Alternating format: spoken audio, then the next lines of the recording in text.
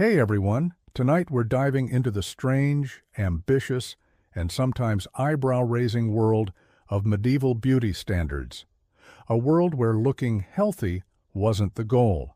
Instead, it was all about looking like someone who'd just been politely exercised.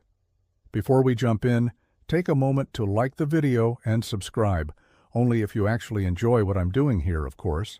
And let me know in the comments where you're tuning in from and what time it is for you. It's always fascinating to see who's joining us from all around the globe. Now, dim the lights, maybe switch on a fan for that calming hum, and let's ease into tonight's journey together. In medieval times, looking pale wasn't a sign you needed more sleep. It was a fashion statement, a social flex, and a subtle way to announce to the world, I am too rich to ever see the sun. Thank you very much. Unlike today, where a healthy tan might mean yoga, smoothies, or a beach vacation, medieval beauty standards flipped that script entirely. If you had tan skin, that meant you worked outside, which meant you were poor, which meant, gasp, you did manual labor. And in the 14th century, nothing was less beautiful than knowing how to milk a cow. So, the paler you were, the higher your perceived social status. And when we say pale, we don't mean a soft ivory glow. We're talking translucent porcelain with faint veins showing underneath, a skin tone so light it looked like you'd just seen a ghost, or maybe were one. Of course, nature doesn't always cooperate, especially if you were born with an actual functioning circulatory system. So people had to help nature out. Noble women, and occasionally men, would slather white lead powder on their faces to get that signature ghostly glow. Bonus, it slowly poisoned you. But hey, beauty always comes at a price. Some even went as far as using vinegar-soaked cloths to bleach their skin. Others applied a mixture of crushed pearls and egg whites, which not only lightened the face, but also had the side effect of making one's cheeks feel like a stale omelet. Veins were sometimes painted onto the arms and chest using blue pigment to simulate delicacy, because nothing says noble like pretending your skin is about to split open. Even literature got in on it. Romantic poems described women as pale as milk, white as snow, and once one as the moon in winter, which is a nice way of saying she looks like she might faint. I love it. This pale aesthetic wasn't just about beauty. It was shorthand for class, purity, and complete economic disengagement with agriculture. If you could afford to be fragile, you were winning. Beauty in the Middle Ages often required commitment, and by commitment, we mean a slow, decorative form of chemical warfare on yourself. Because for those striving to achieve that prestigious pale complexion, nature just wasn't enough. So they reached for makeup, specifically lead-based white face powder. Yes, lead, as in the thing we now seal off old buildings for. But back then it was considered cutting edge. The result was a smooth, pale, matte finish, the medieval equivalent of Heidi foundation. It made the skin look flawless and eventually feel very not flawless. White lead powder was made by combining vinegar and metal, then allowing it to corrode into a white crust that could be ground into a fine powder. Apply that daily and voila, you looked like a luminous, delicate aristocrat with a secret death wish. And if your skin began to flake, blister, or fall off in small diplomatic chunks, even better. It meant the makeup was working. Probably this wasn't a one-product routine either. Many added mercury-based rouge for color or chalk dust for more staying power. Egg whites were brushed over the face for a smooth, glazed look. Basically, if it came from a barn or an alchemist's shelf, someone had rubbed it on their face in the name of elegance. The downside, other than the obvious slow poisoning, lead-based products caused everything from chronic fatigue and skin ulcers to hair loss and premature death, which is not listed on most modern skin and care labels. But the fashion endured because if the choice was between dying slowly and being mistaken for a peasant, nobility often chose the scenic route to the grave. Men weren't always immune either. Some male courtiers also used powders or skin treatments, especially in the later medieval and early Renaissance courts, where image mattered almost as much as lineage, or at least as much as smelling less terrible than your rival. Of all the medieval beauty trends, the obsession with high foreheads may be the most eyebrow-raising, literally, because people were removing their eyebrows for it. A tall, smooth, uninterrupted forehead wasn't just fashionable. It was considered elegant, intelligent, and divine. It was the architectural marvel of the medieval face. The ideal forehead said, "I spend my days reading psalms and looking pensively out of castle windows, not I own a shovel." To achieve this noble look, women went to extreme and frankly itchy measures. Eyebrows were plucked out completely, and sometimes even scalp hair was removed inch by inch to push the hairline further back. This wasn't a trim. This was a full-on forehead expansion project. Medieval grooming manuals advised women to use tweezers, hot cloths, and depilatory creams made from things like cat dung, quick lime, or vinegar-soaked leeches, all in the name of showcasing a forehead that could double as a sundial. The results were striking. Portraits from the time show women with serene expressions and foreheads so vast you could host a joust on them. Combined with pale skin and soft facial features, this high-dome aesthetic became shorthand for refined beauty. It wasn't all about the face either. Fashion supported this look. Tight-fitting hoods, wimples, and hennons, those famous cone-shaped hats, all helped pull the hairline up, or at least hide the part where your eyebrows used to live. And this wasn't just some isolated castle trend. From England to France to Italy, noble women leaned into the high forehead style, while artists and poets reinforced it by praising women whose faces began somewhere near the crown of the head. Of course, not everyone could afford the time or tools to pluck themselves into perfection.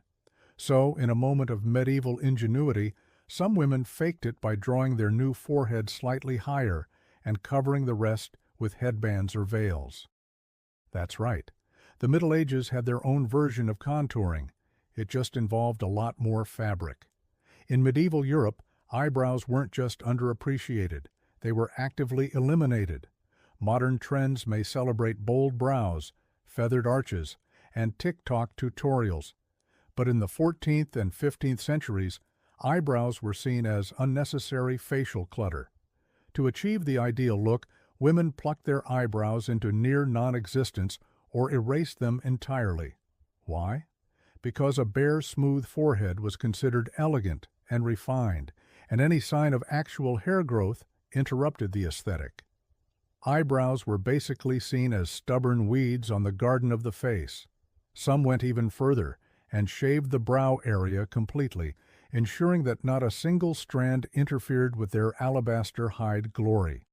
It's the sort of commitment that would make modern beauty influencers blink twice, mostly because there were no brow pencils to draw them back in. To remove the brows, medieval women used tweezers, wax, pumice stones, or for the especially brave, mixtures containing quick lime, vinegar, or arsenic. Yes, arsenic. Because nothing says dedication to your look like risking mild facial melting. This was more than just a passing fad. Art from the period, from illuminated manuscripts to oil portraits, confirms the trend. Noble women are frequently depicted with smooth foreheads and expressionless eyes, framed by nothing but skin. The result is either serene or slightly alien. Depends on the lighting. Interestingly, the no-brow trend wasn't entirely uniform. In some parts of Europe, thin or lightly arched brows persisted, especially as influences from the Middle East and Byzantine Empire filtered through trade and war. But by and large, the message was clear. If people can see your eyebrows, you're doing it wrong. And this wasn't just for women. Men, especially those close to court life, occasionally trimmed or groomed their brows as part of a larger aesthetic of refinement, though full removal was rare among males, unless they'd lost them in a particularly heated theological debate. What this all tells us is that medieval beauty ideals weren't about looking natural. They were about looking curated, symbolic, and just a bit angelic. Angels, after all, rarely have brows in art. Coincidence? Possibly, but it worked for them. In the Middle Ages, having a touch of color in your cheeks was desirable. But like most things in medieval life, there were rules, social risks, and a vague chance of damnation. The ideal was a subtle blush, like you just heard a mildly scandalous poem or stepped outdoors for 30 seconds, but not long enough to tan. Heaven forbid. A gentle rose hue on the cheeks suggested youth, fertility, and general survival. All things that were considered attractive, particularly if you could maintain them past the age of 28. But you couldn't look like you were trying.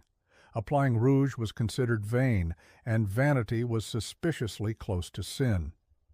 The church was not amused by women smearing color on their faces, unless of course they were nobility or doing it humbly, which is a theological gray area scholars are still trying to define.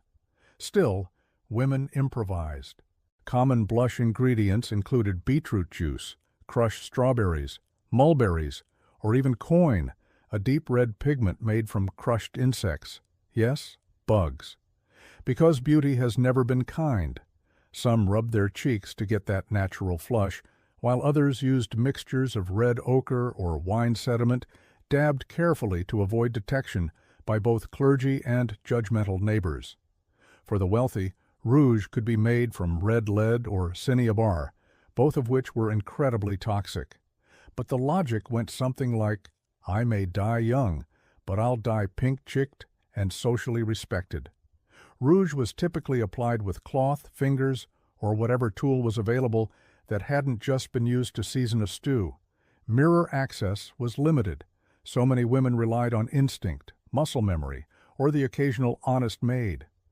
Of course, if your blush was too visible, you might be accused of imitating prostitutes or worse, French courtiers. The horror. The goal was always modest enhancement, not theatrical statement. And if someone complimented your glow, you were expected to deny everything and mutter something about the wind. Even nuns occasionally wore a touch of rouge discreetly and supposedly only on feast days. Because nothing says, I serve the Lord, like a tasteful dab of beetroot behind the cloister. In medieval Europe, if your hair didn't look like it had been kissed by holy light or stolen from a bottle angel, you were already starting from behind.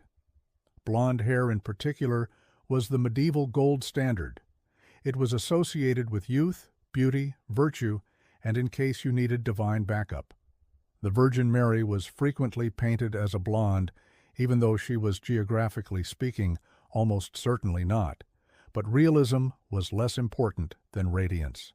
If you were born blonde, congratulations. You were considered blessed and probably got out of a few chores. But natural blondness didn't last, especially in adulthood. So medieval women took matters into their own hands and sometimes cauldrons. Homemade hair lightening concoctions included saffron, chamomile, ash, honey, and lye. Applied liberally, then left to bake under the sun in a method known as sunbasking.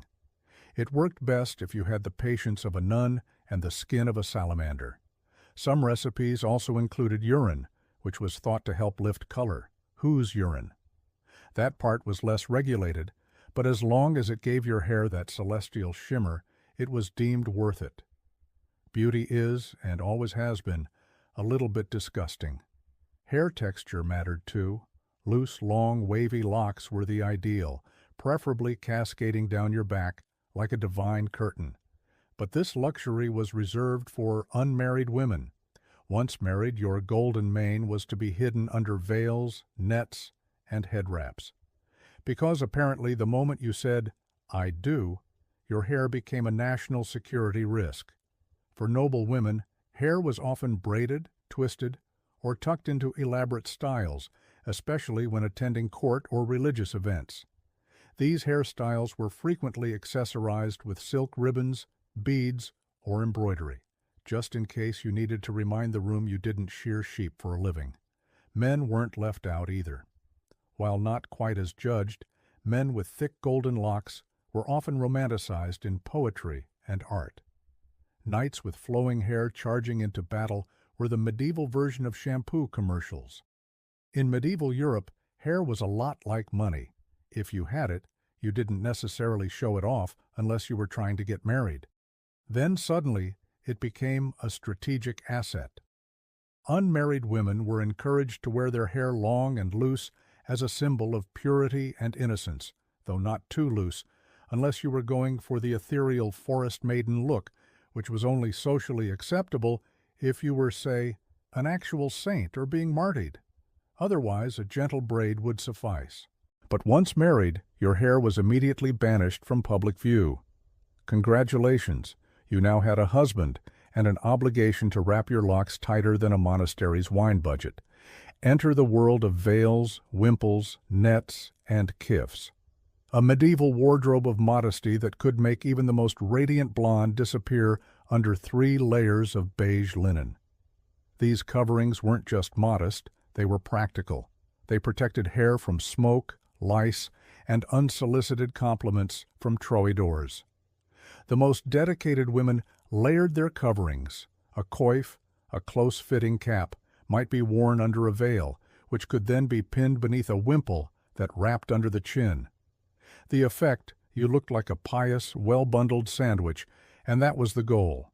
But fashion is rarely satisfied with just function.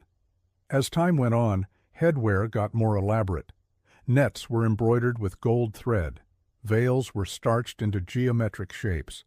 Some noble women wore silken cages for their braids, accessorized with jewels and tiny bells, because nothing says subtle beauty like jingling when you turn your head. In many cultures, concealed hair was tied to morality. A covered head was seen as modest and virtuous.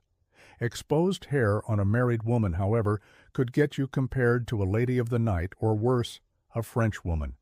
Of course, some women rebelled. They would let a little curl slip out, or wear translucent veils that technically counted as covered while still letting the world admire their carefully dyed strands. Medieval loopholes were alive and well. If medieval beauty had one unspoken rule, it was this: taller is nobler. And we're not talking about your legs. By the 15th century, women across Europe began embracing a fashion trend that quite literally elevated their appearance. The hennin. You know the one. Those towering cone-shaped hats that looked like they were designed by someone who spent too much time around church steeples. The hennin wasn't just headwear. It was a social ladder you wore.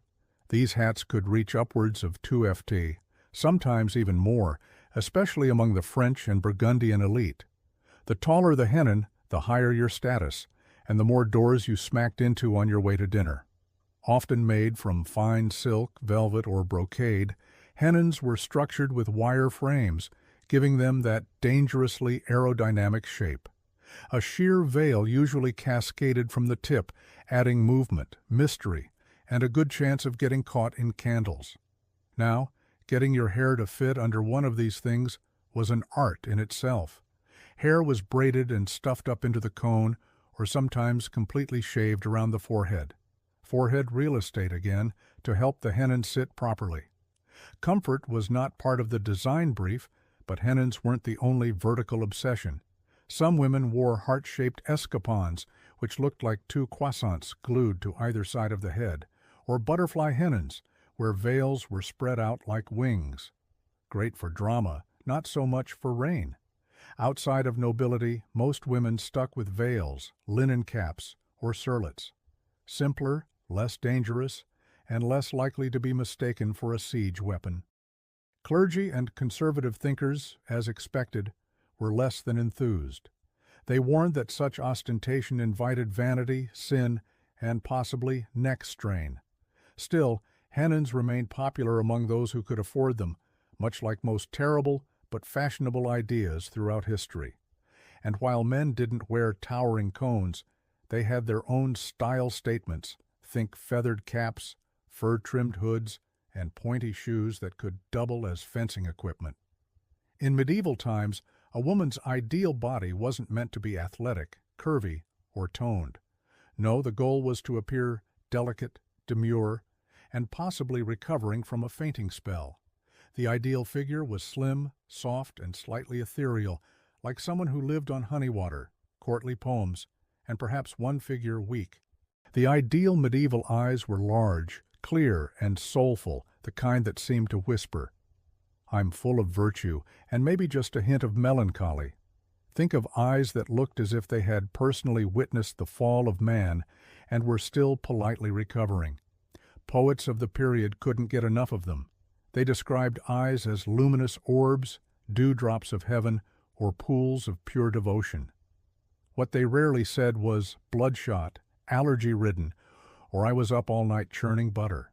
Light-colored eyes, blue or gray, were often idealized in Northern Europe, associated with innocence, purity, and the general assumption that you hadn't seen too many disturbing things, or at least pretended not to.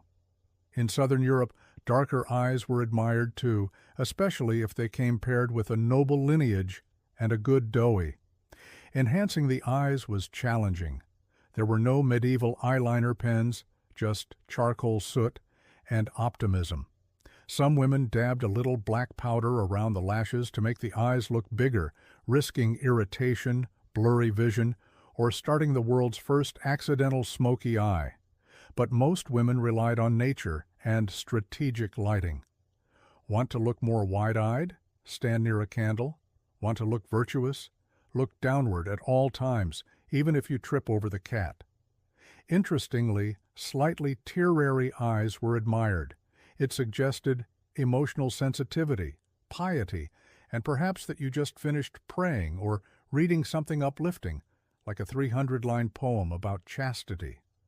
Artificial tears weren't available, but staring directly into smoke or enduring mild public humiliation usually did the trick. As for eye contact, it was a delicate dance. Too much could be seen as bold, flirtatious, or suspiciously French. Too little, and you risked seeming shifty or possessed. The trick was to occasionally glance up from beneath lowered lids like someone who'd memorized the Bible but wasn't about to brag. Let's talk about something rarely mentioned in medieval love poetry: breath, specifically what it smelled like. While a knight might wax lyrical about his lady's rosebud lips or pearl-like teeth, he usually skipped over what happened when those lips opened. That's because medieval dental hygiene was at best an aspirational concept, and minty freshness wasn't invented yet, unless you count standing near a herb garden and hoping for the best. Still, fresh breath was technically considered desirable. A gentle, sweet-smelling mouth hinted at youth, health, and that you probably hadn't eaten garlic and eels for breakfast, though statistically you had. Medieval women did what they could. They chewed parsley, fennel seeds, cloves, cinnamon sticks, and occasionally twigs, not just for the taste, but to keep the mouth tolerable. Think of it as the pre-mint version of gum. It didn't sparkle your teeth, but it made you slightly more kissable, or at least less terrifying, in close conversation. For those with access to apothecaries, there were also herbal pastes and mouth rinses made from sage, vinegar, and myrrh. These were applied sparingly, both because they were expensive and because opening your mouth too wide in public was considered a bit much. Toothbrushing, as we know it, wasn't standard. Instead, people wiped their teeth with cloth, rubbed them with chalk or crushed herbs, or used chew sticks, small fibrous twigs that could scrub and double as something to fidget with while your suitor recited bad poetry. And while ptosis wasn't exactly romantic, it wasn't considered shocking either.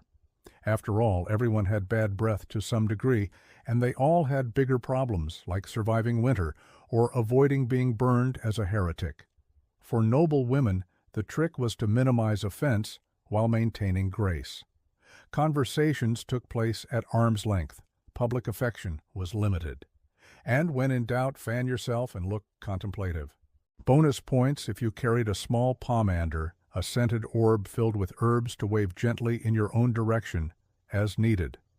In modern times, a great smile can launch 1,000 dating apps. In the Middle Ages, a smile was a risky endeavor, best used sparingly, like spices or peasant revolts. Why? Well, Medieval dental hygiene wasn't exactly flourishing.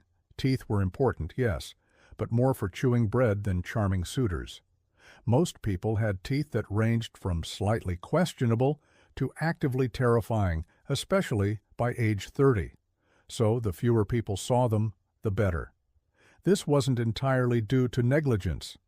Tooth decay was rampant thanks to diets heavy in bread, porridge, and mead, and lacking in toothbrushes, dental floss, or literally any kind of fluoride. Sugar wasn't widely consumed yet in most of Europe, but even basic starches broke down into tooth-tarnishing misery. Also, dental surgery at the time was essentially an exorcism with pliers.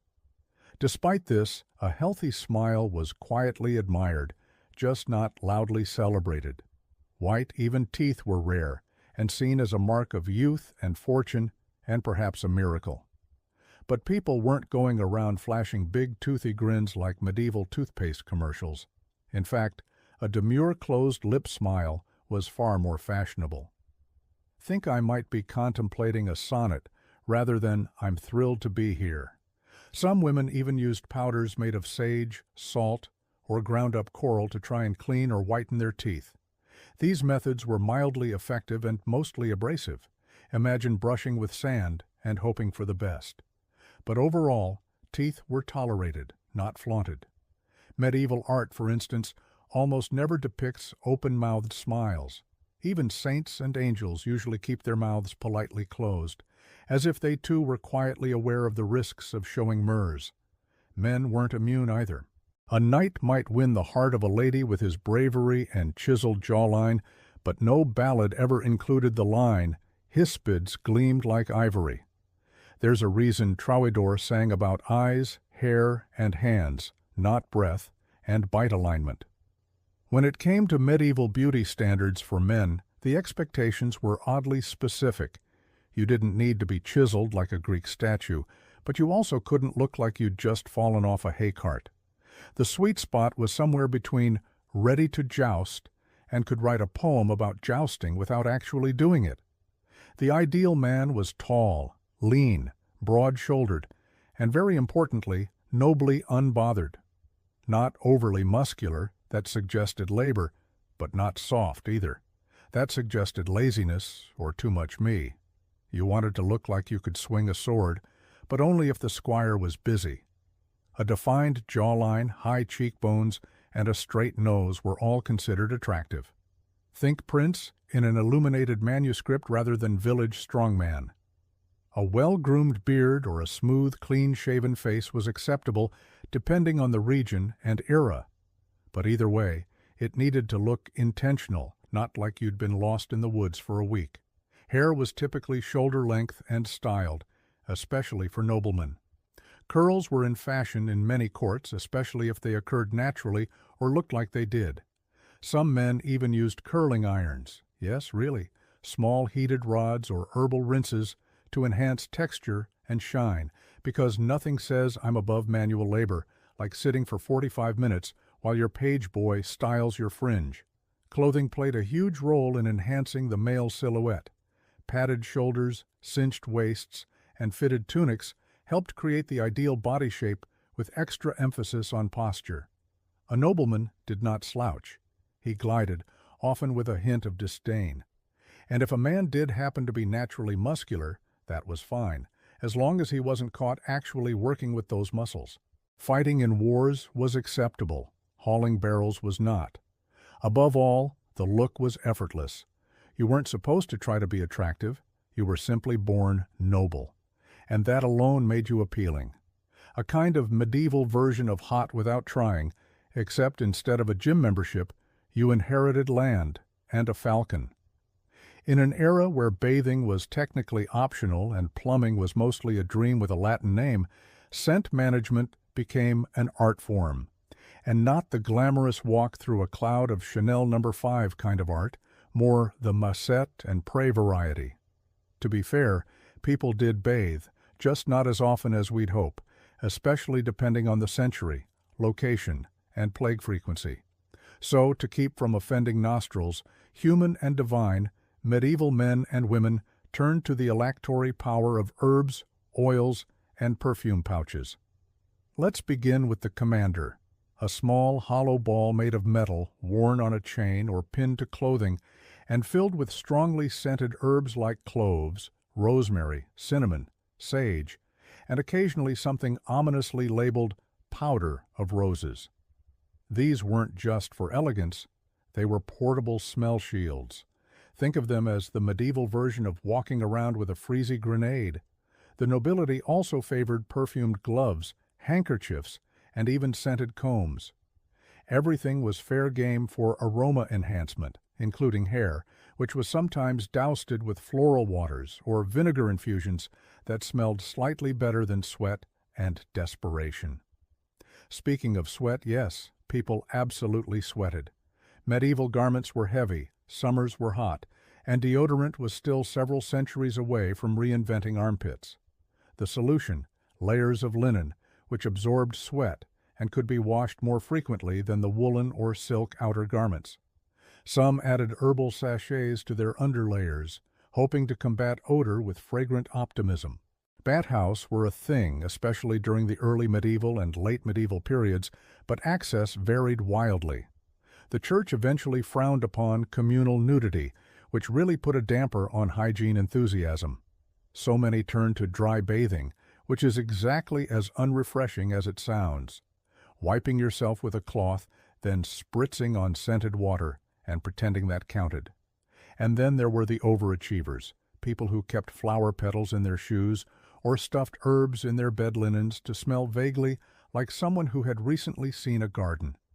In medieval Europe, beauty wasn't just skin deep, it was morally loaded. A well-composed face could be a divine blessing, a social weapon, or a trap set by the devil himself. Sometimes all three before breakfast. To be beautiful was to walk a very fine line. On one hand, physical beauty, clear skin, symmetrical features, pale complexion, was considered a sign of virtue. If you were lovely, it meant you were blessed, possibly chosen by God, or at the very least unlikely to steal sheep.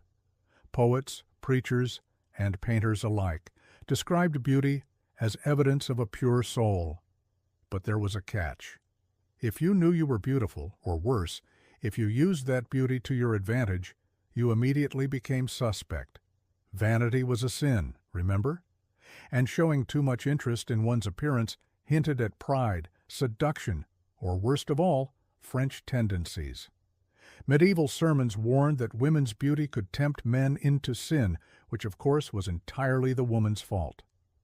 Eve set a precedent, and medieval Europe ran with it for a solid 1,000 years. A woman wearing makeup, showing a bit of hair, or fluttering her lashes at the wrong night, could easily find herself accused of being everything from immoral to outright demonic.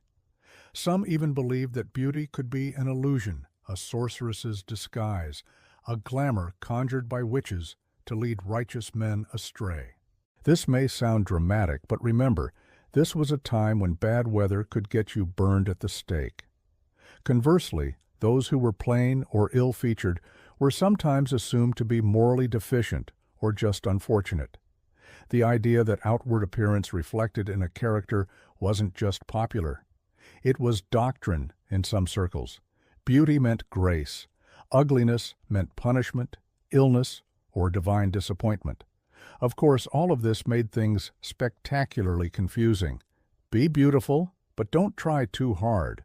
Glow with virtue, but not so much that it looks like pride, and above all, never look more attractive than the local lord's wife.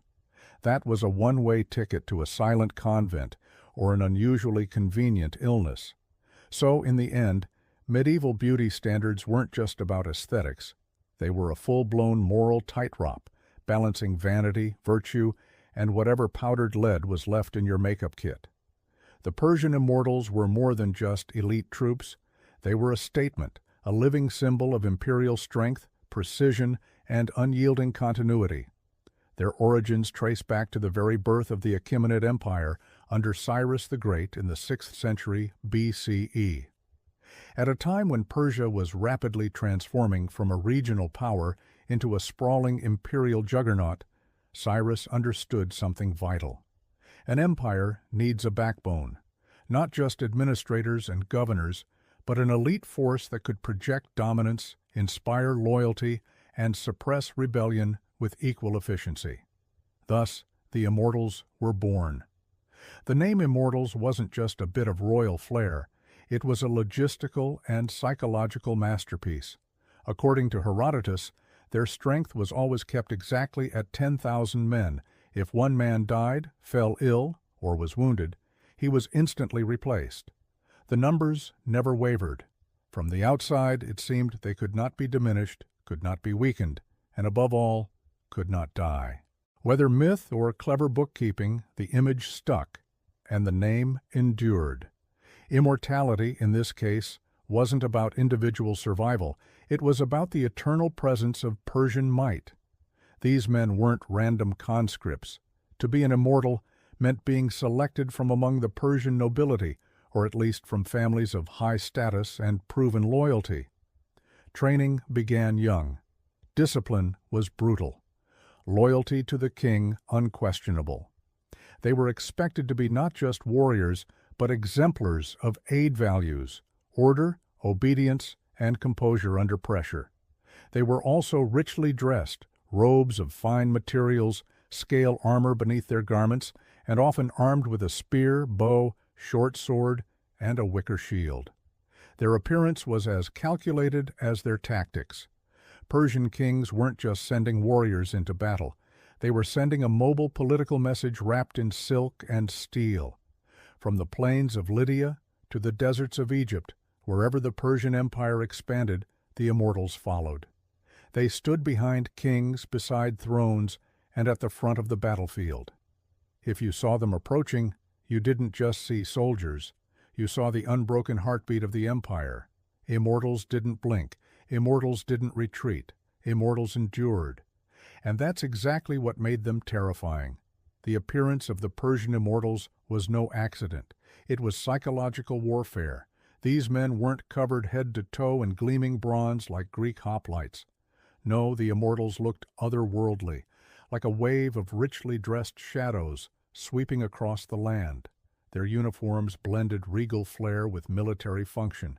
They wore elaborately embroidered tunics and trousers, often dyed in rich reds and purples, colors of nobility and command. Beneath these lay a layer of scale armor made of bronze or iron, flexible enough for movement, but deadly in close combat. Their shields were made from woven wicker, deceptively light, yet able to deflect arrows and absorb blows. Their most distinctive element, however, was their headdress, a soft felt cap called a tiara, sometimes pulled over the face to obscure identity. Unlike the Greeks, who glorified individuality in armor and valor, the Immortals thrived in uniformity. 10,000 men moving in near silence, all similarly armed and armored, created a visual spectacle that overwhelmed the senses. It was like watching a curtain of death descend on the battlefield. Each immortal carried a short spear, a bow with a quiver of arrows, and a short sword or a belt. But perhaps most impressive was their ability to move quickly and remain deadly in almost any terrain. Their training emphasized agility and endurance over brute strength. They could march across entire provinces without breaking formation, and unlike many ancient forces, the Immortals were equally comfortable fighting in open battle or serving as imperial guards in royal courts. Their equipment was light enough to ensure swift deployment, but potent enough to intimidate and destroy. It wasn't about brute force, it was about consistency, about never failing, never staggering, and never seeming vulnerable. And that consistency, combined with the mystery of their appearance, helped forge their legend. When they marched into battle, drums would pound and dust would rise behind them, but their expressions remained eerily composed. No roaring, no boasting, just eerie, synchronized precision. It was as though they were not men, but machines crafted not in flesh, but in discipline, ritual, and fear. To face the Immortals wasn't simply to face death, it was to face a concept that some armies didn't just fight. They endured without pause or pity, To be an immortal was not just a job. It was a lifelong identity, a status symbol, and in some ways, a sentence. While they were revered and richly rewarded, the expectations were immense. These men lived under constant scrutiny. Their food, clothing, and housing were all provided by the state, but not out of kindness. It was to ensure absolute control. From the moment they entered the ranks, they belonged not to their families, but to the empire. Most immortals came from Persian, Median, or Elamite nobility, but lower-ranking sons of loyal families could rise into the ranks if they showed exceptional discipline. Training began in childhood, often within military academies attached to the royal court. Boys learned archery on horseback, how to endure pain and hunger, how to march in step, and most importantly, how to obey without hesitation. There was no room for glory-seeking or personal ambition. An immortal who stood out too much was corrected. The formation was sacred. Unity came above all. Discipline ruled every corner of their lives. They followed a strict daily routine: wake before dawn, drill in silence, maintain weapons and armor. Meals were eaten communally, always modest, always nutritionally calculated for endurance. Meat, flatbread, dates, and wine were staples. But luxuries were discouraged. The empire needed warriors, not pampered aristocrats. When not on campaign, the immortals served as guards for the king and his court. But even then, their duties were more than ceremonial. They stood watch for assassination attempts, monitored nobles for disloyalty, and maintained order in the most volatile places of the empire. Their mere presence could silence dissent in a royal hall. They were the eyes and ears of the Achaemenid ruler, trained to detect lies, sense fear, and act decisively. Interestingly, they weren't entirely cut off from family life. Immortals were allowed to marry and maintain households. However, they could be summoned at a moment's notice. When duty called, they left everything behind, no questions asked. A man who hesitated even once could be quietly replaced. After all, the number always had to remain at 10,000. No gaps, no delays. It was this cold, efficient system that ensured their mythos. They didn't just fight with discipline, they lived in discipline. They were tools of empire, honed, polished, and sharpened until nothing remained but duty. If Cyrus the Great created the immortals, it was Darius the Great who perfected them. When Darius rose to power in 522 BCE, amid palace intrigue and assassination, the immortals were the tool he used to legitimize and stabilize his reign. They were no longer just a personal guard. They were an extension of royal authority, woven directly into the fabric of his expanding imperial bureaucracy. Darius understood that power didn't only rest on military strength, but on the illusion of order and inevitability. And nothing projected that image more effectively than the immortals. He paraded them at festivals, had them stationed prominently around his new capital of Pipolis, and sent them on high-profile missions. They were always visible, always composed, always the same. 10,000 eternal faces of Persian dominance. But Darius also reshaped their tactical role. Under his leadership, the immortals became a core element of Persian combined arms warfare. No longer just elite infantry, they were often deployed alongside archers, cavalry, and chariotry in coordinated strikes. Darius placed immense value on strategic flexibility, and the immortals had to adapt. They trained more rigorously in ranged combat, siege warfare, and battlefield coordination. Reports from later Greek observers describe how they moved with terrifying efficiency, firing arrows in volleys while slowly advancing behind their wicker shields, never breaking formation. They also became heavily involved in suppressing rebellions. Darius's empire stretched from Egypt to the Indus Valley, and revolts were frequent. The immortals were often the first wave of retaliation in Elam, Babylon, and Saya. They acted as both punishment and message. The empire is watching, and the king's will is inexhaustible. It was under Darius that they earned a darker reputation, Not just elite warriors, but instruments of fear and retribution. Even their iconography was elevated. Carvings at Pepololis show them in perfect lines, stylized and identical, facing eternity in stone. These weren't mere portraits, they were propaganda. Darius wanted every subject and visitor to know, these men are always here, always armed, and they do not die. Step out of line, and you'll meet 1 or 10,000. Through Darius, the Immortals became more than a military unit. They were institutionalized fear woven into the royal image, deployed with surgical precision, and wrapped in gold-threaded silence. The Persian Immortals reached the height of their legend during the reign of Xerxes the Great, and nowhere was their reputation more fiercely tested than at the narrow mountain pass of Thermopylae in 480 BCE. This battle, now mythologized through centuries of art and cinema, wasn't just a clash of armies. It was a symbolic collision between two radically different worldviews, Persian imperial order versus Greek city-state defiance.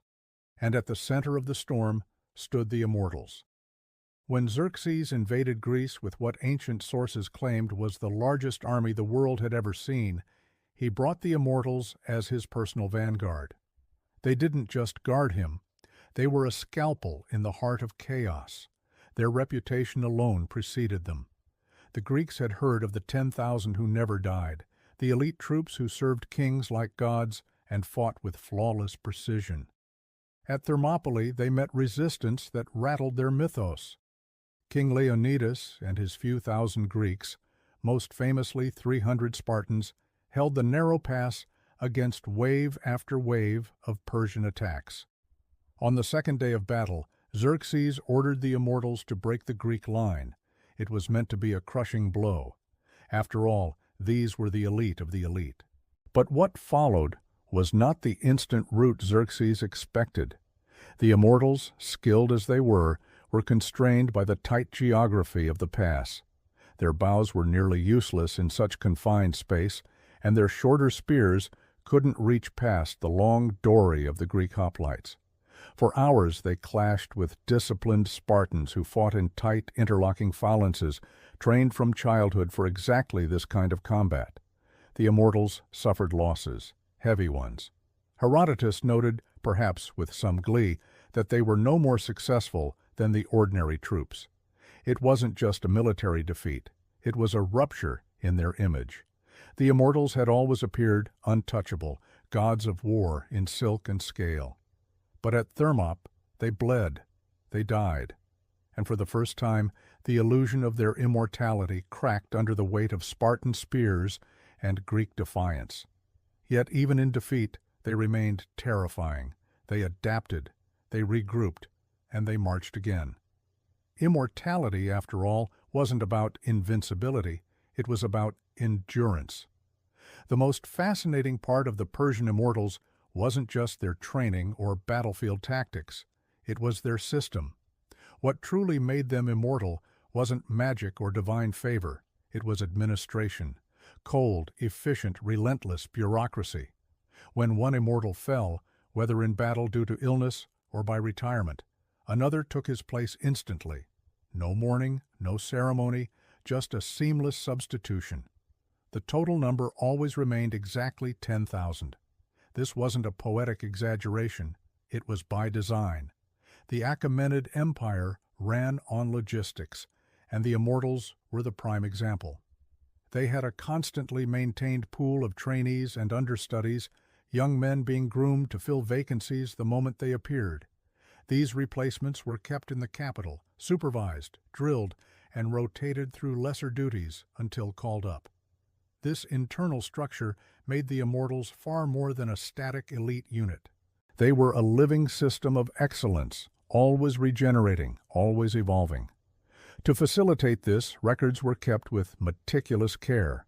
Officers known as Hazarapatis, literally commander of 1,000, oversaw recruitment, discipline, and supply. There were 10 such commanders beneath the overall leader of the Immortals.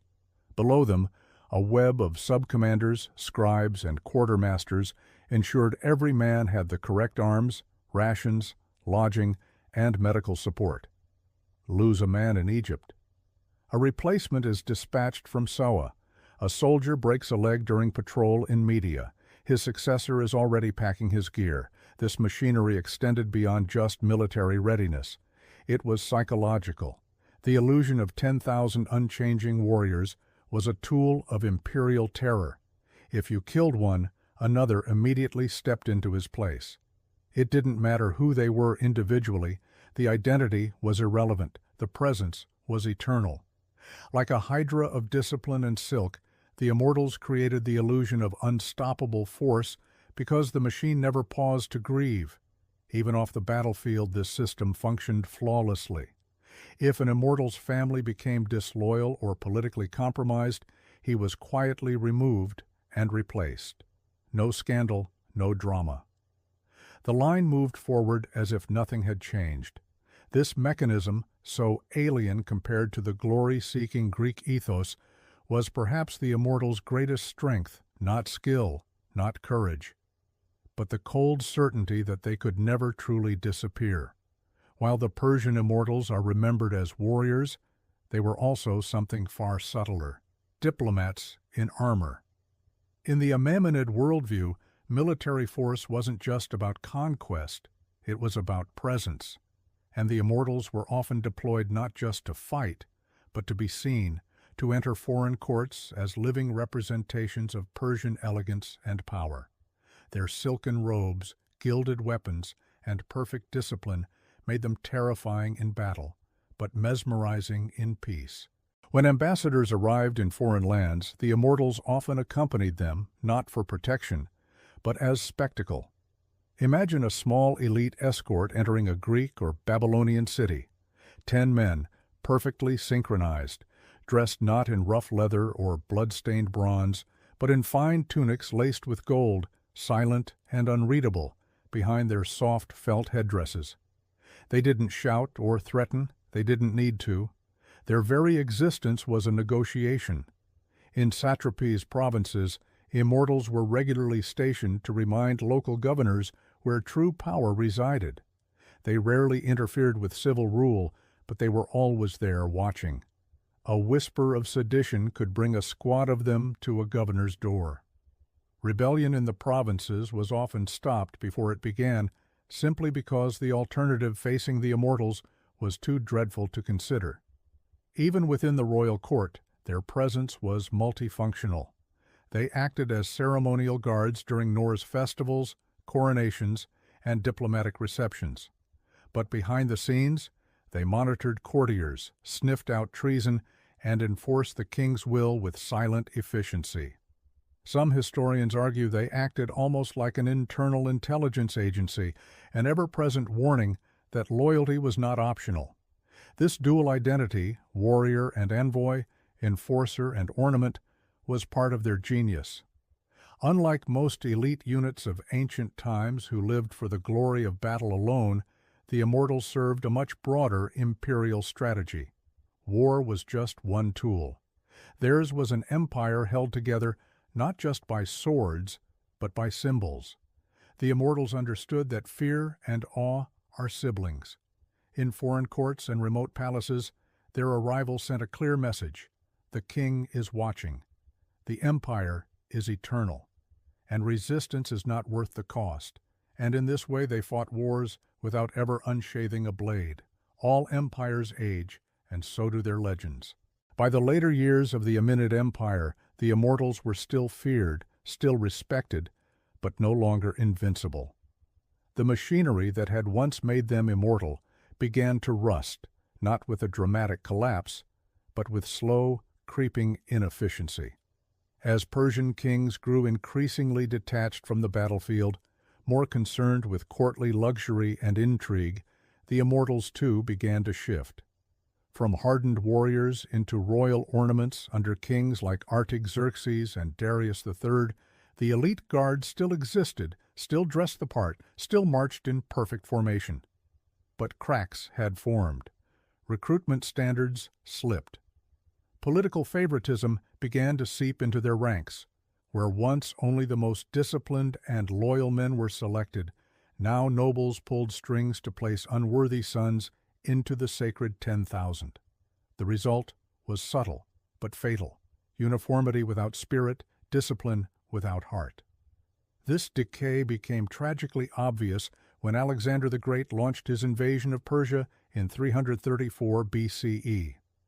At the Battle of Gaugamela in 331 BCE, the Immortals were deployed alongside the Persian center to defend Darius III. And although they fought with courage, they could not hold against the tactical brilliance and ruthless momentum of Alexander's Macedonian phalanx. They were outflanked, outmaneuvered, and overwhelmed. Worse yet, the myth didn't survive the battle. For centuries, the name Immortals had inspired awe. But Gaugamela proved they were no longer what they had been under Cyrus the Great or Xerxes I. The machinery of instant replacement faltered. The backup system that once made their losses invisible simply wasn't in place anymore. The unit never recovered. When Alexander marched into Peploise and took the royal palace, he walked into a shell of an empire. The Immortals weren't there to defend it. The unbroken line had finally been broken. But their story didn't end with defeat. Elements of the Immortals lived on. Alexander co-opted Persian traditions into his army. Later in the Sasanian Empire, a new elite force would rise, sometimes even called Immortals again by historians. Though not direct descendants, they echoed the original myth. 10,000 strong, elite, fearsome, eternal. Even in their fall, the Immortals left a blueprint. They had shown the world how to build not just an army, but a legend. The Persian Immortals may have vanished from the battlefield, but their influence never disappeared. Long after the fall of the Achaemenid Empire, the idea of an unbreakable elite fighting force remained lodged in the imagination of generals, kings, and storytellers alike. Their legend endured not because they won every battle, but because they represented something larger. The perfection of state-controlled power, an army that didn't age, didn't question, and didn't falter. When the Greeks described them, it was with a mix of awe and suspicion. Herodotus called them immortals, not because they could not be killed, but because they could not be seen to die. Their replacements were immediate, their presence eternal. To the Greeks, this was eerie, almost unnatural. They were used to war as a chaotic, personal affair. The Immortals were something else, precise, faceless, disciplined to the edge of humanity. In Roman times, scholars still referenced the Immortals when speaking of ancient power. Even Byzantine historians noted the structure of the Persian elite guard as something to be admired. And in the early Islamic period, Arab historians recounted tales of the 10,000 who had once guarded kings of old, their spears glinting like a forest of silver under the desert sun. The concept would be revived again in the Sasanian Empire, where an elite cavalry corps, sometimes referred to by historians as the New Immortals, served as the empire's armored fist.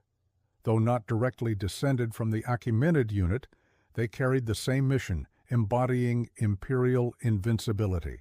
Even Napoleon Bonaparte, centuries later, studied Persian military organization and praised their structure.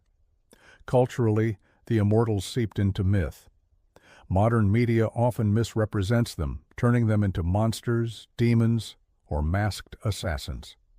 But the truth was far more compelling. They were human, terrifyingly human. Ordinary men turned into instruments of empire through relentless training, psychological control, and a deeply embedded system of continuity. They didn't need magic to become legendary, just consistency and silence. Their greatest weapon wasn't their sword. It was the idea that they were always coming, an eternal shadow on the horizon. And so the Immortals live on in stone carvings, in battle doctrines, and in the whispered fears of those who know that power, when well organized and endlessly replaced, can become something very close to immortality. Before there were legends of Greek Amazon, there were the Scythians, nomadic warriors of the Eurasian steppe, feared and respected from the Black Sea to the Alai Mountains. Unlike most ancient societies, Scythian women didn't stay behind the tents, weaving cloth or raising children. They rode horses, wielded bows, and went to war. And they didn't just accompany men into battle, they led and fought with lethal skill. These were not exceptions, this was the culture. Greek historians like Herodotus were stunned when they encountered these women. He described entire tribes where women refused to marry unless they had first killed an enemy in combat. His words, originally intended as exotic curiosities, have since found archaeological proof. Burial mounds called Kyrians scattered across Ukraine, Kazakhstan, and southern Russia have yielded astonishing finds. The skeletons of young women buried with bows, arrows, swords, and even battle-inflicted injuries. One such discovery revealed a woman with an arrowhead lodged in her spine, her body armored, her grave richly furnished. These weren't ceremonial weapons. They had been used, and so had she. Scion society was fundamentally different from its contemporaries. Life on the steppe demanded mobility and resilience. Everyone, male or female, had to ride, hunt, and defend the tribe. Girls learned archery as young as boys did. They wore the same leather trousers, the same armor. They even wore their hair and tattoos in similar fashion, indistinguishable on horseback under a storm of arrows. This created a warrior culture in which gender roles were fluid on the battlefield, but strict off it. A Scion woman could be deadly at full gallop and then return home to fulfill ritual and maternal duties. The two roles were not in conflict. They were complementary. Greek myths of the Amazon may have been inspired by exaggerated encounters with Scion women, but while the Amazon of myth vanished into fantasy, the Scions were real. They fought Persians, clashed with Greeks, and terrified the Macedonians. And for centuries they roamed the steppe with fire and fury, men and women alike. In the small West African kingdom of Dahomey, modern-day Benin, an army of women once struck fear into European colonizers, rival kingdoms, and anyone foolish enough to underestimate them. They were known as the Iogi, but the French nicknamed them the Dahomey Amazon, comparison to the Greek myths. But these warriors were very real. By the 18th and 19th centuries, the Agagogi had become the standing royal guard of Domi's king. But they weren't just guards. They were elite infantry trained to kill, to defend, and to never retreat. Initially, they may have started as elephant hunters or palace attendants, but over time they evolved into a formal feared military force, recruited as young girls, often chosen for their strength or spirit. The Agagogi were separated from families and placed into intense training. Discipline was total. They ran obstacle courses filled with thorns, sparred with real blades, and swore oaths of celibacy and absolute loyalty to the king. They wore braided sashes and carried muskets, machetes, and clubs. But their deadliest weapon was psychological. European observers during the 19th century were shocked by their fearlessness and brutality. One French officer noted with unease how a Dahomey Amazon rushed forward, ripped open a man's throat, then calmly wiped her blade. These were not symbolic warriors. They were frontline shock troops used in raids, battles, and ambushes. During the Franco-Dahomean Wars in the 1890s, the Agogi went toe-to-toe with French colonial troops. Outnumbered and outgunned, they still launched night raids, executed ambushes, and fought street by street to defend their kingdom. Their tenacity forced French commanders to reconsider their tactics and their assumptions about gender in combat. But it wasn't just their battlefield success that mattered. The Dahomey Amazon existed in a deeply patriarchal world, and yet they carved out a space of total autonomy and influence. They advised kings. They performed ceremonial duties, and they shaped the kingdom's foreign policy not from behind the scenes, but with blades in hand. Though the French ultimately defeated Domi, the legend of the Agogi never died.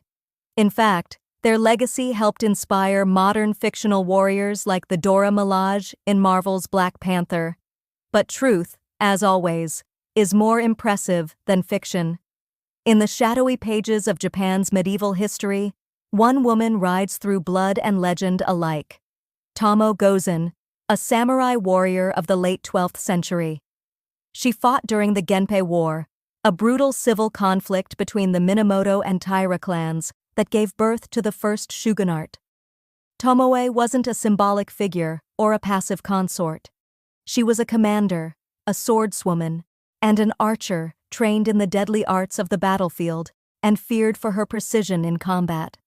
Her story emerges most famously from the Heike Monogatari, a war epic that blends history with poetic flair. In it, Tomoe is described as especially beautiful, with white skin, long hair, and charming features. But the next sentence drops the real thunder. She was also a remarkably strong archer, and as a swordswoman she was a warrior worth 1,000. Beauty and lethality weren't contradictions. They were fused. Tomoe served under Minamoto no Yoshinaka, a warlord and her possible lover during his campaign to seize control of Kyoto. She wasn't a camp follower or a battlefield nurse. She was in the thick of it, reportedly leading troops and even slaying multiple enemies in single combat. At the Battle of Iwazu in 1184, facing encirclement by rival Minamoto forces, Yoshinaka ordered his last stand.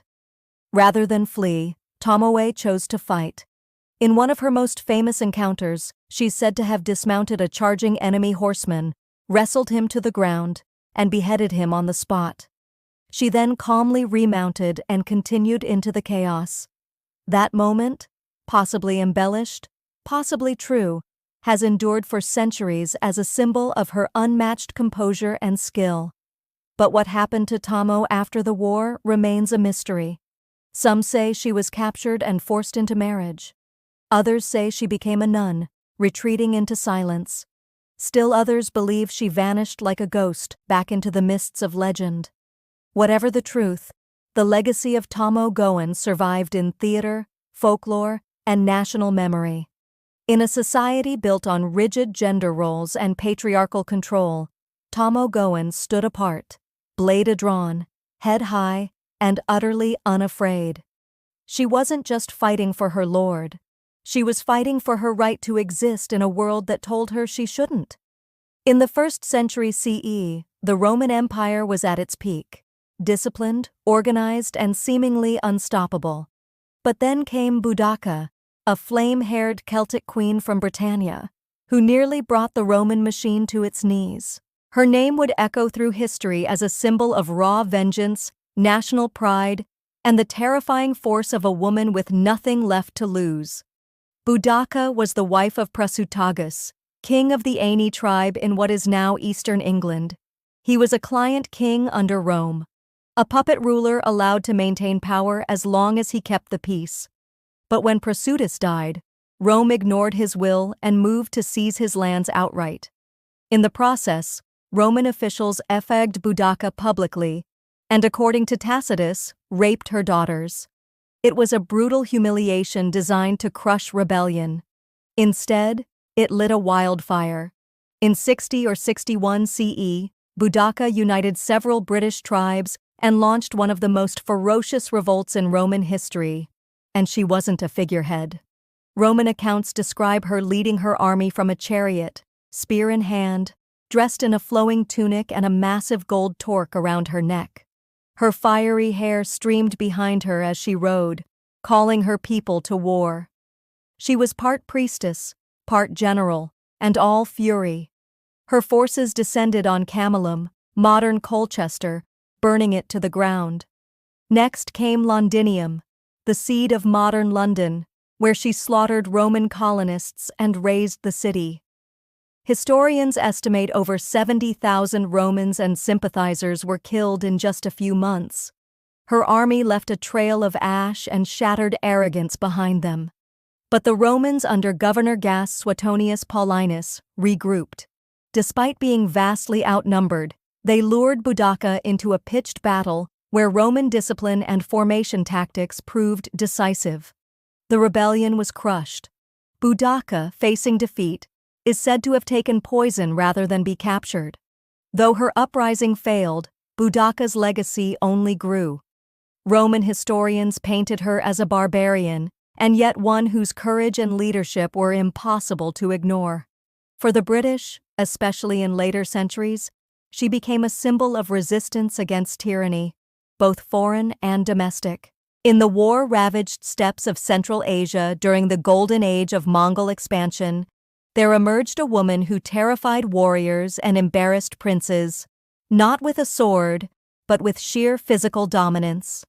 Her name was Kudalun, and she was the great-great-granddaughter of none other than Genghis Khan. But she didn't just ride in his shadow. She carved out a legend of her own, one headlock at a time. Born around 12 and 60 CE, Kudalun was the daughter of Kaidu Khan, a powerful cousin of Kublai Khan, and a rival claimant to leadership in the Mongol Empire.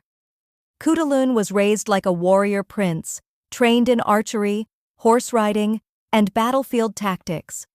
But she stood out most for her talent in wrestling, a deeply respected and highly competitive sport among the Mongols. According to the Persian historian Rashid Aline, Kudalun vowed she would only marry a man who could beat her in a wrestling match. Many tried, all failed.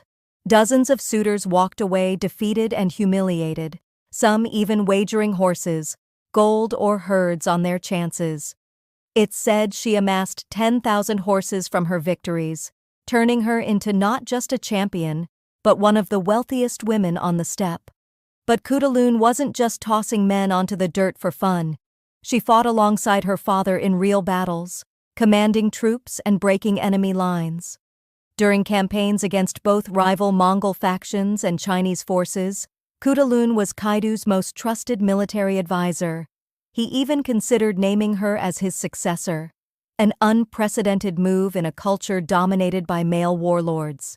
This unsurprisingly sparked backlash. Some Mongol nobles whispered that her influence was unnatural, her power too threatening. In the end, Kaidu didn't make her his heir, choosing a male relative instead. But her reputation endured. Even Marco Polo, who traveled through the Mongol Empire, wrote of a Mongol princess who fought like a tiger and could ride and shoot as well as any man. Later, histories tried to romanticize or minimize her, turning her into a love-struck figure or reducing her story to legend. But make no mistake, Kudalun was real, and her strength was legendary. She proved that in the heart of the most male-dominated empire on Earth, a woman could still rise, not because she was allowed to, but because no one could stop her. In a time when women couldn't vote, own land freely, or even wear men's clothing without risking arrest, one French teenager not only wore armor, she led armies. Joan of Arc, born in 1412 in a tiny village called Domi, was an illiterate peasant girl, but by the age of 17, she would command troops, confront kings, and bend the course of the 100 Years' War between France and England. Her rise wasn't born from military training or noble lineage. Joan claimed divine inspiration. She said she heard voices, those of saints like Michael, Catherine, and Margaret, who told her that she had been chosen to drive the English from France and crown Charles the Dauphin as king. It was a wild claim, one that should have gotten her dismissed as mad. Instead, it got her an audience with the future King Charles III. The court tested her. Clergy grilled her for weeks, but somehow she passed. They saw something in her. Conviction, charisma, something unexplainable. And so, clad in white armor, her banner flying high, Joan was sent to Orléans, a besieged city that symbolized the war's turning point. French commanders were skeptical, but Joan's mere presence revitalized their spirit. She didn't just stand on the sidelines. She led charges, braved arrows, and rallied troops under fire. Against all odds, the French lifted the siege. The victory electrified the nation. Joan became known as the Maid of Orléans, a symbol of divine favor and patriotic resistance. After a string of victories, she escorted Charles to Rheims, where he was crowned king, just as the voices had foretold. But power, fame, and miracles come with enemies. In 1430, she was captured by Burgundian allies of the English. Tried by a pro-English ecclesiastical court, Joan was accused of heresy, witchcraft, and notably wearing male clothing, a crime punishable by death. She was just 19 when they burned her alive in Rouen marketplace, but her death only magnified her legend. Years later, the church reversed her conviction. Centuries later, she was canonized as a saint. By the time Nakano Tiko took up her naginata, a bladed polearm favored by samurai women, Japan was changing fast. It was the late 1860s, and the samurai class was being dismantled as the country modernized. But in one final stand for the old ways, this young woman would write herself into history as the last true onugata, female warrior of the samurai tradition. Nano was born in 1847 into a respected family of scholars and warriors. From a young age, she studied Confucian classics, calligraphy, and most importantly, martial arts. Her favorite weapon, the naginata, was more than just practical. It was symbolic. Traditionally used by women of the samurai class, it allowed for extended reach and graceful, fluid combat. Under the guidance of her adoptive father and martial arts master, she trained until her skill rivaled that of the best men in her domain. By her 20s, Nano had become both an educator and a warrior, teaching other women the ways of the sword. But in 1868, when the Boshin War broke out, a civil conflict between the imperial forces and the old Tokugawa shogunate, Nano didn't stay behind. She joined the defense of Aizu, one of the last bastions of traditional samurai resistance. Women were not officially allowed to serve, but Nano formed an unofficial unit of female fighters known as the Josh Tai, the Women's Army. Clad in hakama pants and traditional armor, these women fought fiercely alongside the men, protecting their families, their city, and their way of life. At the Battle of Aizu, Nano led her unit in hand-to-hand combat against imperial troops armed with rifles. According to witnesses, she killed several enemies before being shot in the chest. Knowing she was mortally wounded and unwilling to be captured or defiled, she asked her sister to behead her. Her body was buried at a temple in Fukushima, her sword beside her. Nano's bravery was legendary, even in defeat.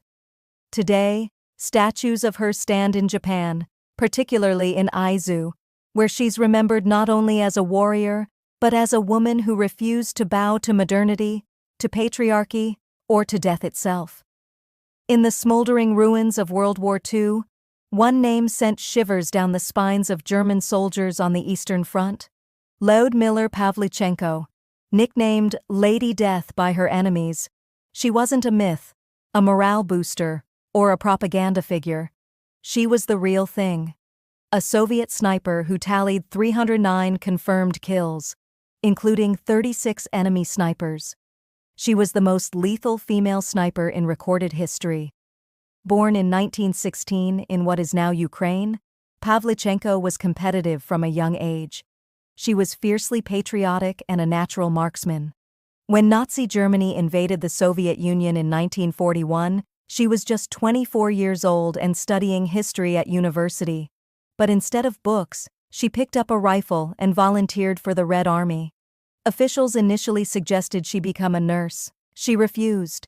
She wanted a combat role, and she got one. Deployed to the front lines during the siege of Odessa and later the siege of Sevastopol, Pavlichenko earned her reputation the hard way. She spent long hours motionless, camouflaged in freezing terrain, waiting for the perfect shot. Her targets weren't just foot soldiers. She hunted officers, machine gunners, and rival snipers. She operated with nerves of steel, patience bordering on supernatural, and an absolute hatred for the invaders.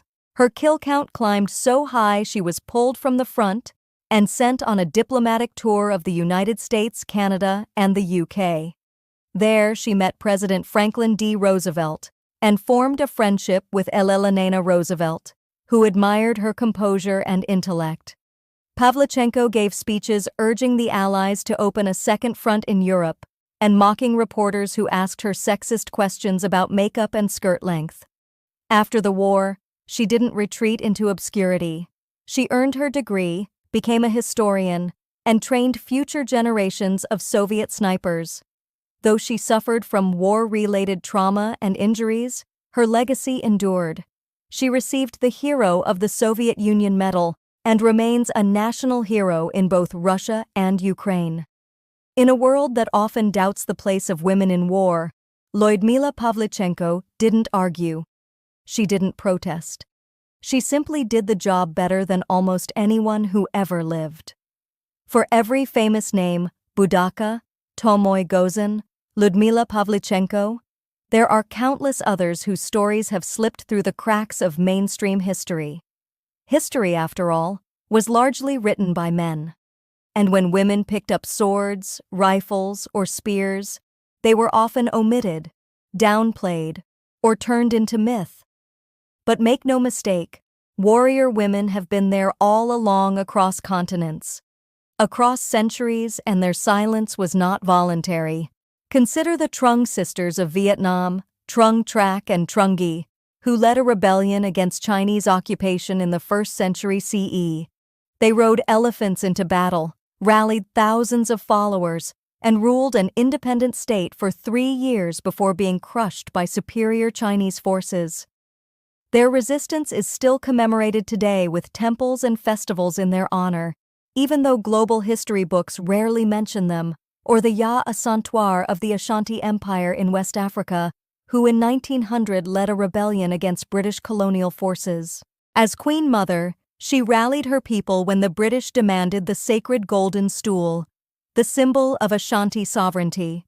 She delivered fiery speeches and led her troops in battle, showing that leadership and defiance knew no gender. There were Viking shield maidens, likely not as common as legend suggests, but very much present. Archaeological finds confirm that women were buried with weapons, armor, and even war horses, not as ceremonial tokens, but as warriors. There were Apache women fighters in the American Southwest like Lausanne, a spiritual warrior who rode and fought beside her brother, the famous leader Victoria. In every era, in every region, warrior women fought, not always to conquer, but to protect, to defend their families, their cultures, their homes. Some led armies, others fought as lone figures in resistance movements. Some were queens, some were peasants, but all shattered the lie that war belonged to men alone. Today, their legacy is being reclaimed. From scholarly research to pop culture representations, the stories of these women are finally resurfacing. And each rediscovered name is a reminder. History is not just what was written, it's also what was erased. These women didn't ask to be remembered, they asked to be respected. And slowly, the world is beginning to listen. In the heart of ancient Mesopotamia, modern-day Iraq, music wasn't just entertainment. It was ritual, power, and language. And no instrument embodied this more than the lyre. Among the world's earliest stringed instruments, the Mesopotamian lyre dates back over 4,500 years, emerging from the Sumerian city of where music was woven into both temple ceremony and royal court life. The lyres weren't simple harps carved from wood. They were intricate, beautifully crafted objects, often adorned with gold, silver, lapis lazuli, and detailed animal motifs. One of the most famous examples is the bull-headed lyre, discovered in a royal tomb in the 1920s by Sir Leonard Woolley. Its soundbox was shaped like a bull's body, and the instrument's head was covered in gold leaf, its beard made of lapis. But this wasn't just for show. The bull was a symbol of strength, and its presence on a lyre may have been spiritual, not decorative. Played with the fingers or a small plerum, the lyre produced a resonant, haunting tone. Though we can't hear ancient melodies exactly as they were, scholars believe the Sumerians used a heptonic scale, 7 notes, much like modern Western music. Clay tablets inscribed with early musical notation provide tantalizing clues, showing that music theory and scale construction existed even then. These lyres weren't confined to palace halls. In temples, music accompanied offerings and prayers to the gods. Hymns were sung with lyre accompaniment in honor of deities like Inanna and Enlil, turning music into a sacred bridge between human and divine. In horary rites, lyres mourned the dead, helping guide souls into the afterlife. They weren't just instruments, they were voices of transition and transformation. Mesopotamian musicians held a respected role in society. Some were female priestesses, others were court performers. They memorized complex songs passed down orally, often learning from a young age within structured schools for scribes and musicians. Today, replicas of these ancient lyres are played in museums and reconstructions, their soft twanging echoes reminding us that long before Mozart, before medieval minstrels, or even Homer's sung epics, humans were plucking strings in the desert, chasing beauty and sound. While the lyre sang gently to the gods, the owos screamed, wept, and danced through the hearts of the ancient Greeks. This reed-lone double-piped wind instrument was no gentle flute. It was wild, emotional, and unrelenting.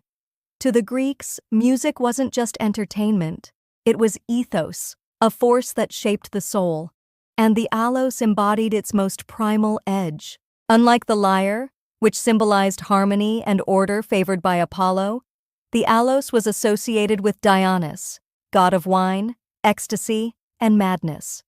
It was often played during rituals, dramatic performances, and military marches, giving it a range of emotional and functional uses.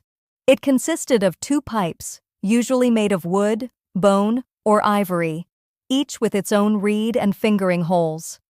The musician or it played both pipes simultaneously, producing a dense, penetrating sound closer to a bagpipe than a modern flute.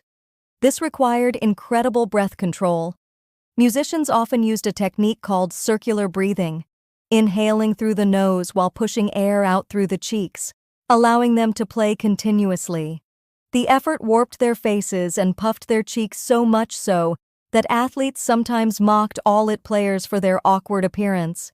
Yet despite the jokes, all-it players were respected, even revered in certain circles. The aulos was not for calm background music. It stirred the blood in ancient Greek theater. It accompanied tragedies and comedies, adding mood and momentum to performances by Sophocles and Euripides. In battle, it kept hoplites marching in step, its blaring voice slicing through the chaos. And during Bacchic rituals, it pushed dancers into trance-like states, dissolving the line between performer and possessed. Plato had a complicated relationship with the owos in his Republic. He famously dismissed it as too emotionally overwhelming, preferring instruments like the lyre and cithara for their intellectual clarity. Yet even he couldn't deny its power. The owos could simulate sorrow, mimic fury, or stir euphoria, sometimes all in the same breath. Today, fragments of ancient alloy survive in museums, and modern reconstructions hint at its raw energy. Unlike the mathematically balanced lyre, the allos wasn't about perfection. It was about release. It carried the sound of frenzy, mourning, seduction, and war. In the ancient courts and scholar studios of China, music was more than art. It was philosophy in motion, and few instruments embody this more than the guin and the guzheng, two stringed zithers that carried the sounds of dynasties, meditation, and poetic introspection. They may look similar at a glance, but each served a distinct role in shaping China's musical identity. The jin is the elder of the two, an instrument with over 3,000 years of history. With 7 strings and a long, fretless wooden body, it produced quiet, subtle tones. To the untrained ear, the guqin sounds almost whisper-like. Gentle slides, harmonics, and plucked notes that echo like raindrops on old tile. But to Chinese scholars and sages, these sounds reflected the balance between heaven and earth. Confucius himself was said to play the guin, believing it cultivated moral character and inner harmony. In ancient China, Learning to play the guen wasn't about becoming a performer. It was about becoming civilized. Contrast this with the guzheng, a younger, louder cousin with a brighter sound and more public life. With 16 to 21 strings or more in modern versions, the guzheng was built for performance. Its curved wooden frame and movable bridges allow for rich melodies and dramatic glissandos. Musicians pluck the strings with pli attached to their fingers, creating cascades of notes that shimmer like flowing water. It was favored in palaces, folk music, and even military camps. Where the guen whispered to the soul, the guzheng sang to the crowd. Both instruments had roles in ritual and storytelling. The guen often accompanied poetry readings, philosophical lectures, and meditation. The guzheng was used in banquets, operas, and to recount historical epics. Its music could mimic galloping horses, flowing rivers, or weeping lovers, all through vibrating silk strings and masterful fingerwork. These instruments also represented gendered spaces in ancient China. The guen was traditionally played by male scholars, while the guzheng became more associated with female performers, especially in later dynasties. Yet both were respected, taught in music halmis, and written into the Confucian ideals of balanced education. Today, both guen and guzheng are still played, revived in classical and contemporary settings alike. They remain living echoes of China's ancient soul, where music was not only heard, but felt as a path to virtue and emotional depth. In ancient Egypt, music wasn't background noise. It was a sacred tool, a form of divine communication that echoed through temples, tombs, and daily life. From pharaohs to peasants, music was everywhere. It soothed laborers, honored the dead, guided religious rituals, and entertained the living. And the instruments that shaped this soundscape were as diverse as the Nile itself. One of the oldest and most iconic Egyptian instruments was the harp. Early harps curved like bows evolved into larger angular harps that stood as tall as a man. These instruments were plucked with the fingers often by temple musicians or court entertainers. Harps weren't just for art. They were associated with the afterlife. Tomb paintings often show harpists playing for the souls of the dead, easing their journey into eternity. Then came the sirum, a sacred rattle associated with the goddess Hathor, protector of music, motherhood, and joy. Made of metal with loose crossbars, the sirum produced a jangling sound when shaken. It wasn't subtle, but it was powerful, used in temples to summon gods, purify spaces, and drive out evil spirits. The shaking of a sirum was believed to please deities and maintain cosmic order. Flutes often made from reed or bone added breathy melodies to processions and rituals. The double clarinet with two pipes played simultaneously created a rich buzzing harmony, a predecessor of the oos of Greece. Percussion came through frame drums, hand clappers, and even castanets, especially in dances and festivals. Professional musicians in Egypt held respected positions. Many were women depicted in art as harpists and singers, often serving temples. These women were more than entertainers. They were chantresses of Ammon, musicians of Isis, figures of spiritual power. Music could honor gods, accompany offerings, and mark the transition between life and death. Egyptian notation remains elusive. Unlike Mesopotamia or Greece, few musical records survive. But their instruments depicted vividly in tombs and temples tell us enough.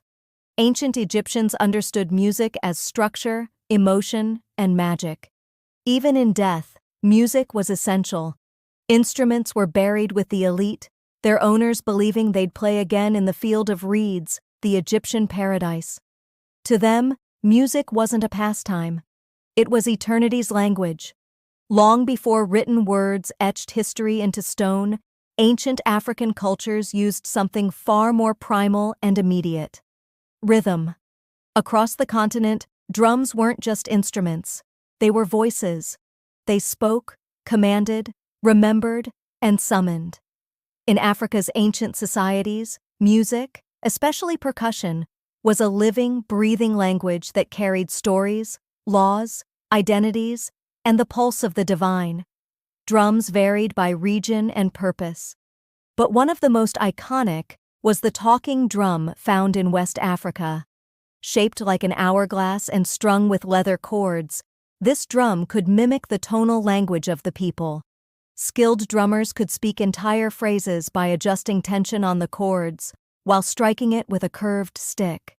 Messages were sent across villages announcing births, deaths, warnings, or royal summons. Long before the invention of paper or the postal system, the drum became the continent's first wireless communication system. But drums weren't just practical, they were spiritual. In kingdoms like ancient Kush and No, drums summoned ancestors and deities. In Efa and Benin, they honored kings and gods in elaborate court rituals. Drumming was central to initiation ceremonies, healing rituals, and funerals. It was said that to beat a sacred drum was to awaken forces beyond the veil. African drums came in countless forms: djembe, dundun, bugarabu, and kedi, each with specific roles in the musical hierarchy. They were carved from single logs, carefully hollowed and fitted with animal hide, each tuned to a specific pitch or tone. The craftsmanship was sacred, passed down from father to son with rituals even during the making of the instrument, and percussion didn't stop at drums. Rattles, bells, shakers, and thumb pianos added layers of rhythm and melody, creating a complex polyrhythmic soundscape that Western music wouldn't fully understand until centuries later. In African tradition, music was inseparable from movement. You didn't just listen, you danced, breathed, sweated with it. The drummer wasn't a performer. He was a conduit channeling energy, spirit, and communal memory. These rhythms traveled through the trans-Saharan trade, through the Nile, and later through the Atlantic slave trade, shaping diasporic music from Brazil to the Caribbean. But their heart was always Africa, where the beat wasn't entertainment. It was identity, ancestry, and survival. High in the Andean mountains, where the air thins and the clouds brush the earth, music floated through the stone cities and terrace fields, not from string or drum, but from wind. Ancient Andean civilizations like the Nazca, Mokshe, and Inca developed a rich musical tradition centered around aerophones, flutes, whistles, and most famously, panpipes, or secu. The secu is a deceptively simple-looking instrument.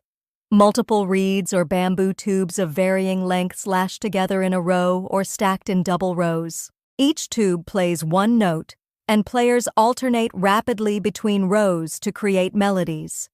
The result is a haunting, breathy harmony that echoes across mountains like a conversation with the wind itself. Siu ensembles were often played in pairs, two players performing alternating notes in interlocking patterns, a technique called hocketing, which symbolized the Andean ideal of duality and balance in nature and society. Flutes made of bone, clay, or reed were also widespread. Some so small they could hang from necklaces, others large enough to produce deep, resonant tones. Many were carved in the shapes of birds, snakes, or spirits, showing the spiritual link between sound and the natural world. These weren't just musical instruments, they were sacred tools. Music was used to call rain, bless harvests, honor the sun, or communicate with ancestors. One particularly fascinating find is the ceramic whistling vessels of the Maka civilization. When water was poured into them, internal chambers forced air through a whistle, producing eerie tones, literally musical pottery. These were likely used in rituals, combining water, air, and sound into a single ceremonial act. In Inca society, music accompanied every stage of life, from birth celebrations to funerals, from military parades to agricultural festivals. There was a melody for every moment. Inca musicians played for gods like Ini, the sun, and Pachamama, the earth, offering their breath as a form of spiritual devotion. Even soldiers marched with coordinated flute music, turning warfare into ritual choreography. Though Spanish colonization nearly erased many native traditions, the sound of Andean flutes never fully vanished. Today, their echoes can still be heard in Peruvian highlands and Bolivian villages, an ancient voice of stone, wind, and sky still singing in the thin air. In ancient India, music was more than a performance. It was cosmic engineering. According to Hindu philosophy, the universe itself was created from sound, from the primordial vibration known as Om. From this belief grew one of the world's most intricate and enduring musical traditions, rooted in ritual, mathematics, and spiritual transformation. Early texts like the Vedas, dating back to at least 1500 BCE, already contain hymns known as Saman chants, which were meant to be sung, not just recited. These hymns formed part of sacred rituals with specific melodies designed to align the soul with divine forces. The priestly caste, the Brahmins, were trained not only in philosophy and fire offerings, but in voice modulation and musical cadence. Precision was essential. Mispronouncing a note could, in theory, corrupt the ritual. The earliest instruments used in Vedic and post-Vedic India served both sonic and symbolic roles. The Vienna, a plucked string instrument with a resonating gourd, became a symbol of learning and divine expression. It was, and still is, associated with the goddess Saraswati, the deity of wisdom and the arts. Its strings were said to echo the vibrations of the cosmos, allowing the player to connect with universal truths through melody. Wind instruments like the bansuri bamboo flute were not only tools of melody, but vehicles of myth. Lord Krishna, the god of love and divine play, was often depicted playing the flute, charming humans and animals alike. The sound of the bansuri was believed to pierce the illusions of reality Maya and transport listeners to a higher state of consciousness.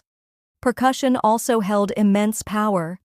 The mridangam and haba weren't just rhythm keepers, they mirrored heartbeats, breath patterns, and cosmic cycles. Rhythms, or talis, were complex mathematical patterns, some cyclical, some asymmetrical, each linked to emotional states and times of day. Indian music was deeply tied to rasa theory, the belief that music should evoke specific emotional flavors like love, heroism, serenity, or sorrow. Even in ancient times, ragas, melodic frameworks, were designed to stir the soul and guide meditation. Unlike many ancient traditions lost to time, India's musical roots have not only survived, they've evolved. But at their core remains the same ancient belief that to make music is to touch the divine. In the ancient cities of Mesoamerica, from the towering pyramids of Teotihuacan to the ceremonial plazas of the Mir and Aztecs, music was inseparable from the sacred. It wasn't just art. It was power used to speak to gods, sanctify blood offerings, summon rain, and terrify enemies. For the peoples of Mesoamerica, music was ritual technology, an invisible thread linking humans to the divine and the dead. Drums dominated the soundscape. The most iconic was the huehuetl, a tall, single-headed drum carved from hollowed tree trunks and played with bare hands. Covered in animal skins and adorned with glyphs or sacred images, the huehuetl throbbed during festivals, warfare, and sacrifices. Its deep, resonant sound echoed through stone courtyards like the heartbeat of the gods. Then came the tianasti, a slit drum made of hollowed wood played with rubber-tipped mallets. Its surface was carved into two tongues that produced different pitches when struck. The tianasti wasn't just percussive. It could speak. In Nahuatl, the Aztec language, it was said that tianasti could sing the names of deities or the rhythms of fate itself. Wind instruments were also central. Flutes made of bone, clay, and reed were common, often shaped like animals or gods. Some were so intricately made that they could mimic bird calls, jaguar growls, or human screams.